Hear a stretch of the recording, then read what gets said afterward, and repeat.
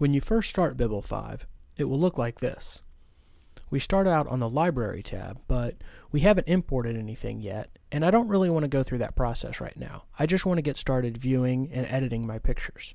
So let's click on the File System tab and quickly find a folder that has some images that we want to work on. It scans through your folders, finds all the images, brings them in, and renders previews so you can quickly zoom in to 100% and go to work editing your pictures right away. You can make any adjustments you want. You can start rating either individual images or groups of images using the toolbar, and you can start editing your pictures as well. See, this has some barrel distortion from this wide-angle lens, and we'll take care of it just like that. So already, in just a few seconds, we clicked on a folder, brought in all the images in that folder, and have gone through and started rating and adjusting our images.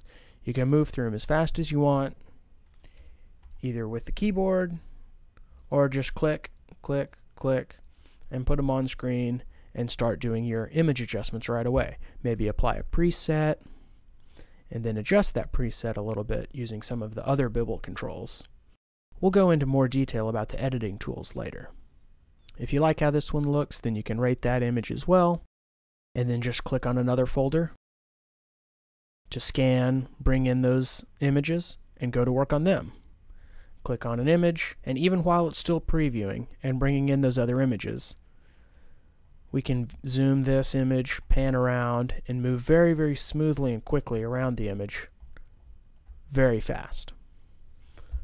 Make some image adjustments, and then if you like it, give it a rating. We can even make a new version and maybe do a black and white.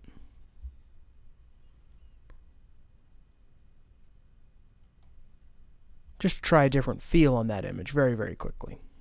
If we now go back to the previous folder we were looking at, Bibble quickly looks for any new images or images that might have been deleted, and we'll bring those in or drop them off the list. But otherwise, it brings up the existing images very, very fast and with all of your previous adjustments right in place. So you can see how simple Bibble 5 is to use. Just click on a folder, the images will appear, click on an image, and you can start viewing it right away, even while Bibble's doing other work. Bibble knows how to put the on-screen adjustments, like the real-time image adjustments, or zooming to 100% and panning at the highest priority. So even though it's building previews or maybe writing output images, you can go through your images very, very fast, zoom into 100% with no delays at all, get beautiful detail very, very quickly. So as you can see, everything about Bibble 5 has been designed for speed. Not only speed of processing, but also speed of workflow, allowing you to just click on the File System tab, find a folder you want to start working with, and immediately go to work. Now, if you do want to take advantage of the asset management capabilities in Bibble, well, that's just as easy. We'll go ahead and import this folder using the default settings here.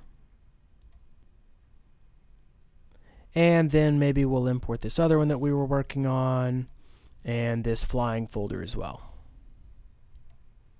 Okay, now we've got some imports going, we're building some previews. We'll switch back to our Library tab and find these images we were looking at earlier.